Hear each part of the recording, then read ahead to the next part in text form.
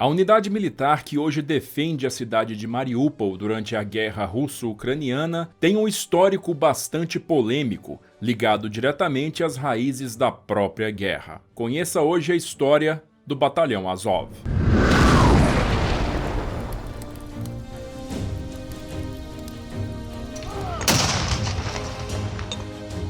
As raízes do nacionalismo ucraniano moderno podem ser traçadas até a declaração de independência do país em 22 de janeiro de 1918, após a Revolução ter desmantelado o Império Russo. A breve existência da Ucrânia como nação independente encerrou-se em 1922, quando o país foi anexado à União Soviética por Vladimir Lenin. Por algum tempo, a liderança em Moscou tolerou e inclusive incentivou diversas manifestações do nacionalismo ucraniano, mas em 1928, como parte do seu primeiro plano quinquenal, o novo chefe do Kremlin, Joseph Stalin, decidiu colocar um fim abrupto naquilo tudo. Stalin ordenou o início da coletivização das terras ucranianas, forçando os proprietários rurais a entregar suas terras ao Estado, criando assim as fazendas coletivas conhecidas como kolkhozes. Muitos resistiram, mas para eliminar qualquer contestação ao seu poder, Stalin decidiu ampliar vastamente a quota de grãos a serem entregues ao Estado, fazendo com que os camponeses ucranianos tivessem suas reservas completamente esvaziadas, o que gerou uma gigantesca epidemia de fome que vitimou de 3 a 12 milhões de pessoas entre 1932 e 1933, conhecida atualmente como Holodomor. Tal tragédia, aliada ao já antigo anseio de independência da Ucrânia e à imensa repressão exercida na região pelo NKVD, a implacável polícia secreta soviética, insuflaram num grande número de ucranianos um imenso ódio para com o governo de Moscou. Tais circunstâncias fizeram com que em 1941, após a invasão alemã da União Soviética, a Operação Barbarossa, um número considerável de ucranianos acabasse colaborando com os alemães, mesmo que em pouco tempo os planos de Hitler para a germanização forçada do país tenham sido violentamente colocados em movimento. Mesmo que milhares de ucranianos tenham integrado forças policiais e colaborado com os alemães na criminosa limpeza étnica realizada por lá, um número imensamente maior, de quase 5 milhões de homens e mulheres, integrou o Exército Vermelho após a liberação de Kiev em 1943, tomando parte no assalto final contra o Terceiro Reich nos 2 anos seguintes. Apesar da vitória em 1945 e do renovado sentimento patriótico ter contagiado a União Soviética, nos anos seguintes, a incapacidade de Moscou de reverter a estagnação do país iniciada na década de 1970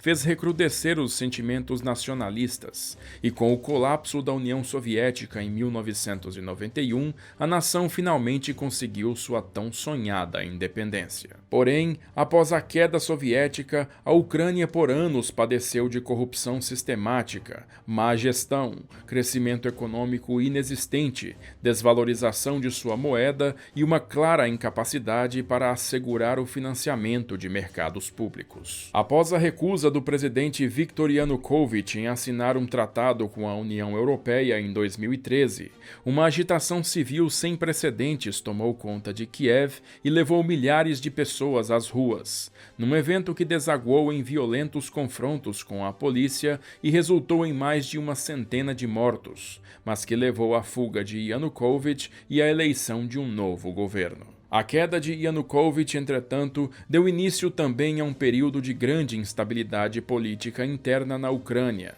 com movimentos separatistas no leste do país iniciando luta armada contra Kiev, particularmente nas regiões de Donetsk e Luhansk, que fazem fronteira com a Rússia. Ao mesmo tempo, o presidente russo Vladimir Putin rapidamente ordenou que suas forças cruzassem o Estreito de Kerch e ocupassem a península da Crimeia, uma região de altíssima importância estratégica por sediar a grande base naval de Sevastopol, que domina o Mar Negro. A Crimeia caiu sem grande resistência e o temor de que a própria Ucrânia pudesse cair ante uma ofensiva militar rebelde e estrangeira fez o governo avaliar que as forças militares das quais dispunha naquele momento eram flagrantemente insuficientes. E desta maneira, em 13 de abril de 2014, Kiev autorizou a criação de forças paramilitares com até 12.000 combatentes. Desde o início da crise, um grupo de torcedores fanáticos do Metalist Kharkov Futebol Clube havia formado uma unidade de vigilantes urbanos para patrulhar as ruas de Kharkov contra ações de rebeldes separatistas, e usando essa unidade como espinha dorsal, foi fundado em 5 de maio, na cidade de Berdyansk, localizada às margens do Mar de Azov, uma força paramilitar batizada Batalhão Azov. O primeiro comandante do Batalhão Azov foi Andriy Bieletsky, tenente-coronel da polícia ucraniana e notória liderança de movimentos nacionalistas e supremacistas do país, cuja reputação atraiu para a unidade numerosos voluntários do mesmo perfil, o que rapidamente conferiu ao Batalhão Azov a reputação de reduto neonazista. O batalhão foi enviado para treinamento em Kiev, sendo capacitado por instrutores das Forças Armadas da Geórgia, que tinham experiência prévia de combate contra a Rússia. Naquele ponto, o batalhão contava com uma força de 400 combatentes e era financiado por diversos magnatas ucranianos. No começo de agosto, a unidade foi declarada apta e enviada para a linha de frente,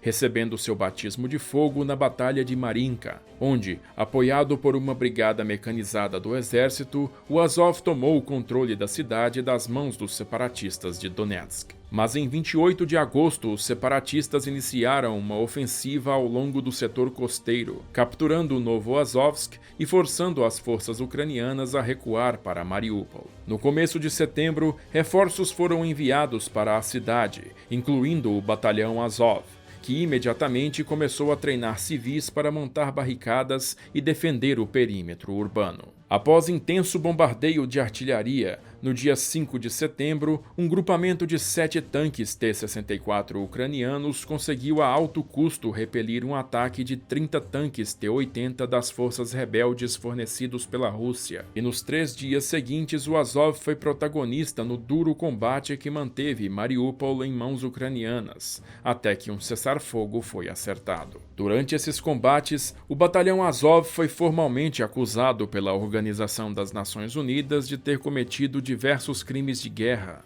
como saques, prisões ilegais, estupro e tortura, bem como numerosos ataques a minorias raciais e grupos sociais. De acordo com o relatório do Alto Comissariado para Direitos Humanos da ONU, membros do batalhão teriam torturado com eletricidade e afogamento diversos simpatizantes das forças rebeldes, para conseguir deles confissões de envolvimento com o movimento separatista. Outra polêmica envolvendo o batalhão é seu uso corriqueiro de simbologia análoga ao nazismo, com uma versão do Wolfsangel, um antigo símbolo heráldico alemão adotado pelo Terceiro Reich, e o Schwarze-Sonne, ou Sol Negro, símbolo cerimonial desenvolvido para uso pela SS. Diversos membros voluntários do batalhão se identificaram como neonazistas, com muitos sendo flagrados usando suásticas e runas da SS em seu uniforme, levando a unidade a estampar manchetes da imprensa por todo o mundo, angariando péssima reputação para si. Bieletsky, que pessoalmente já era conhecido por ter proferido discursos supremacistas e antissemitas, desfrutou do alto prestígio que conseguira após os combates e conseguiu ser eleito deputado da Assembleia Nacional em 2014, abandonando o Azov pouco depois. Naquele mesmo período, o batalhão iniciou um esforço para despolitizar-se, e vários dos seus membros deixaram a unidade para formar o Partido Corpo Nacional, ao qual Bieletsky filiou-se. Um dos 2 únicos membros do Azov até o momento a ser eleito para a Assembleia Nacional, Bieletsky apresentou um pobre retrospecto como parlamentar, e apesar de usar de retórica virulenta em seus pronunciamentos, tomou parte em apenas 2% das votações realizadas durante seu mandato, não conseguindo aprovar nenhuma proposta de lei e ausentando-se por completo das sessões a partir de 2017. Nas eleições de 2019, seu partido obteve uma votação tão inexpressiva que não conseguiu reelegê-lo, nem eleger mais nenhum parlamentar. Em 11 de novembro de 2014, após sua vitória em Mariupol, o batalhão Azov foi elevado para Regimento Azov e enquadrado na Guarda Nacional da Ucrânia, passando a receber ordens do Ministério do Interior, bem como constantes carregamentos de armamento pesado e alto financiamento público e privado. No fim de março de 2015, apesar da assinatura de um segundo acordo de cessar-fogo, o Azov continuou a se preparar para a guerra, e o Ministério do Interior anunciou que a unidade estaria entre as primeiras a serem treinadas pelas tropas do Exército dos Estados Unidos em sua missão de treinamento, a Operação Fearless Guardian. Entretanto, a assistência foi repentinamente cortada em 12 de junho, quando o Capitólio aprovou uma emenda bloqueando qualquer ajuda, incluindo armas e treinamento, ao regimento, devido às suas ligações neonazistas. A emenda, todavia, foi anulada apenas 5 meses depois. Naquele mesmo ano, o Azov profissionalizou seu processo de treinamento e recrutamento, no qual novos recrutas voluntários passam por uma análise curricular sujeita a veto, numa estrutura similar à usada pelo exército ucraniano. A unidade assumiu também a estrutura organizacional que utiliza até a atualidade, especializando-se em atividades de reconhecimento, contra-reconhecimento, disposição de material explosivo, interdição do terreno e operações especiais, contando com uma bateria de artilharia de campo, 2 batalhões de forças especiais e 1 batalhão de tanques. O Azov mantém em alta conta seu programa de relações públicas, e seu arrojado website tornou-se o canal mais usado para o recrutamento de voluntários estrangeiros, incluindo elementos oriundos de grupos extremistas europeus, norte-americanos, russos e até mesmo brasileiros. Em fevereiro de 2022, Vladimir Putin ordenou a invasão da Ucrânia sob as premissas de desmilitarizar e desnazificar o país, numa referência direta ao batalhão Azov e suas raízes políticas extremistas. Com os combates se transformando numa lenta guerra de atrito nos dias seguintes, as forças russas, apoiadas pelos separatistas de Donetsk, mais uma vez avançaram sobre Mariupol, mas a cidade teve seu perímetro fortificado pelo regimento Azov, resistindo até o presente momento à captura pelos russos. Mariupol, contudo, transformou-se num grande alvo para as incessantes barragens de grosso calibre da artilharia russa, que também utiliza para martelar a cidade mísseis de cruzeiro e aeronaves de bombardeio. O regimento Azov, armado com as mais modernas armas antitanque e antiaéreas cedidas pelas potências ocidentais, vem mantendo o controle de Mariupol e cobrando um preço elevado do inimigo em suas tentativas de avançar contra a cidade. Seu atual comandante, o Major Denis Prokopenko, aparentemente lidera o regimento, que atualmente conta com mais de 1.000 integrantes diretamente da linha de frente em Mariupol, e protagoniza o esforço midiático da organização para estabelecer-se como unidade de elite das Forças Armadas ucranianas, na incessante batalha de propaganda que diariamente disputa as simpatias do mundo durante a corrente guerra russo-ucraniana. Gostou da história aí? Se você gosta do nosso trabalho e quer colaborar com o canal, pode fazer isso mandando um pix pra gente ou então colaborando lá no Apoia-se, porque dessa maneira você entra pro nosso grupo VIP do WhatsApp e discute as próximas pautas comigo. Eu já vou agradecendo a todo mundo que tá ajudando, mas em especial a esses camaradas aqui que são de primeira. E se você ficou curioso e quer comprar os livros que eu uso pra fazer esses vídeos, vou deixando o link deles bem aqui embaixo. Por enquanto, assiste esses vídeos que eu selecionei para você, se inscreve aí no canal e badala o sininho para não perder as notificações quando eu postar mais vídeos. Eu vou ficando por aqui, agradeço novamente a sua audiência e aquele abraço da Sala de Guerra.